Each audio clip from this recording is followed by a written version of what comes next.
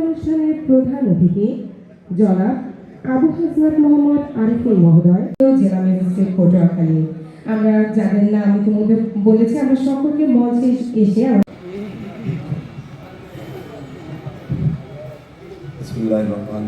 শহরে কর্মঘণ্টা নির্ধারণ, শ্রমিকের মর্যাদা ও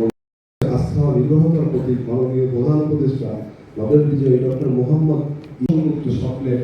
এক নতুন বাংলাদেশ, সোনার বাংলা গড়ার প্রত্যয়ে এবং মালিক এক হয়ে গড় করে দেশ নতুন করে। প্রিয় সুধী, সংগঠন তথা ট্রেড ইউনিয়ন রেজিস্ট্রেশন প্রদান যৌথ দরকার শিক্ষা প্রতিনিধি